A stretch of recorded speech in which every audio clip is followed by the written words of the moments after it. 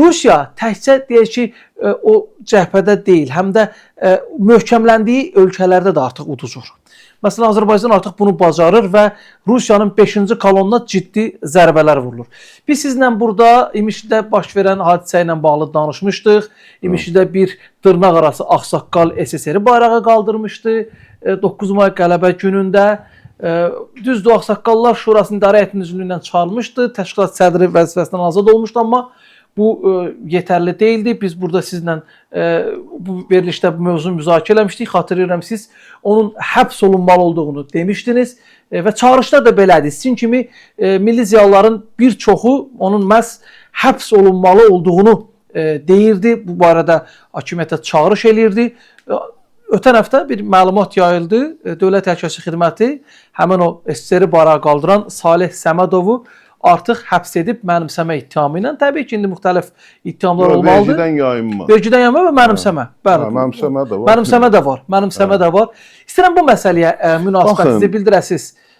Necə qarşıladınız bir milli ziyalı kimi bu məsələni? Mən açığı buna çox sevindim. Çünki bu təşkil mən irəli sürmüşəm. Belə pis çıxmasın, mən də irəli sürmüşəm. Bəli. Çünki mən demirəm, bu hökumət mənim dediyimi nəzərə aldı elədi. O türklərin bir sözü var, deyir, ağlın yolu birdir. Bəli. Yəni bu elə bir şey eləmişdi ki, bütün hansı tərəfdən, hansı prizmadan məsələyə yanaşsan, gəlib eyni istiqamətə çıxır. Bu adam həbs olunmalıdır. Bu adam tək ona görə yox ki, o qələtə eləmişdi. Mən indi bunu nə olar ağsaqqal, adı ağsaqqal olan. Dırnaqarası ağsaqqaldır, elə ağsaqqal olmaz. Hətta onun yaşı da bir 60 yaşı var, heç ağsaqqal yaşı da deyil. Yəni onun elədiyi o qələtin cəzalandırılması deyil məsələ. Məsələ odur ki, onun elədiyi qələtin cəzalandırılması ilə harasa mesaj verirsən. Birinci Rusiyaya mesaj verirsən ki, sən zirzibilləri yığışdır bu ölkədən. Çox xoşuma gəlir. O götür apar Stalinin o rəsmlərini, portretlərini heykəlini qoymuşdu otağında başının üstünə. Heykəlində vursun, qoltuğuna geçsin, Moskvada yaşasın, sənin üçün orada nə qədər miting keçirsin, nə bilim, nə qələt eləyir eləsin. Birinci Rusiya idi. İkinci, onun kimi o ağsaqqallar, dırnaqarası ağsaqqallara 5-ci kolonun üzvləri. Onlara bir mesaj idi ki, həddinizi bilin. Və necə deyirəm, Amerika, Rusiya bir mesaj verdi, dedi ki, sən həddini bil, şeydən artıq belə deyək, sən cızığı keçirsən. Və ona görə bu hadisələri çox törətdi. Azərbaycan dövləti də 5-ci kolona, indi adını 5-ci kolon qoyun. 5-ci kolondur da. Mənim üçün onlar Rusun agentləridir. 5-ci kolon da o da anlama gəlir. O anlamda. Amma o daha yumşaldılmış forma. Bunlar Rusun casuslarıdır bunlar. Və bunlar o maddə ilə, mənim indi orada gələcəyəm.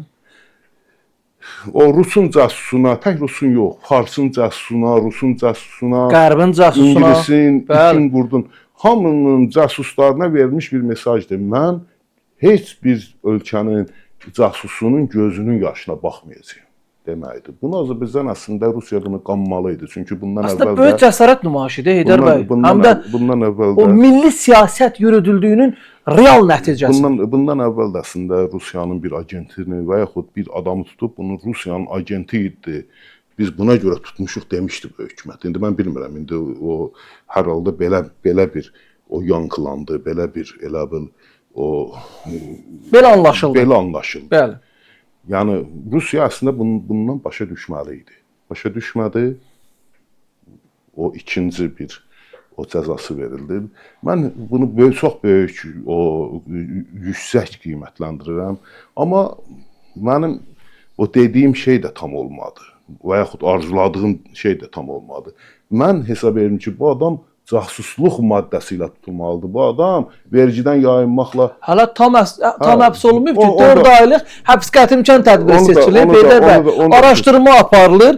Ola bilər ki, o elə casusluq, vətənə xəyanət falan... var, adamın bütün hər şeyi çəkilir. Aydındır, indi axı istintaq getməlidir. Baxın, söhbət ondan gelir ki, bunun istintaqa da ehtiyac yoxdur. Bu hər şeyi, kişinin oğlu hər şeyi qoyub orada. Açıq eləyib, hə? Hər şeyi açıq oynayıb deyirsiniz. O, elə bil, o dediyin kimi, pokeri açıq oynayıb. Orada nəlisən fikirləşəcəksən. Bu adamın alnına bir dənə casus damğası vurursan, basırsan içəri. Niyə vurmur? Onu da deyəcəm sənə. Çünki bunlar Rusun agentləridir. Amma Amerikan agentləri oturublar şeydə Amerikada, nə bilim o Avropada belə insanları axtarırlar ki, götürürlər, bunlar da bunun arxasına bir dənə o siyasi dustaq vuralar, başlayırlar Azərbaycanı şantaj etməyə. Mən hesab edirəm ki, Azərbaycan da biraz bundan ehtiyatlanıb. Onda hökumət çox ölçülmüş, biçilmiş addımlar atır da. Yox, belə adamlara qarşı ölçülmüş, biçilmiş addım atmayacaqsan. Belə adamın alnına özünün adını yazacaqsan, içəri basacaqsan. İndi mən hesab edirəm ki, bəlkə də bunu olacaq, mən bilmirəm. İndi araşdırma gedir, hələ nəticə nə olacaq bilmirik. Bu adamlar elə-belə başı bədəninin üstündə qəbrə getməməlidir. Bu adamlar Vətənə xəyanət bu ediblər. adamlar Bunların başqa izahı yoxdur ki. Siz vətənə xəyanət eləmək, vətənə ana deyirik biz. Anasına xəyanət eləməkdir. Bu anasını aparıb bazara çıxartmaqdır. Ha, mənə düzgün başa düşün. Elə adamlar Axırsız bunun başqa adı yoxdur ki. Ən ağır cəzanı almalıdırlar. Çünki sən bir vətənə ana deyirsən, bu sənin tək anan deyil, hamımızın kollektiv anamızdır. Köpək üzr istəyirəm. Sən öz anavı aparıb bazarda da sata bilərsən, istədiyin yer aparıb Dubayda da sata bilərsən.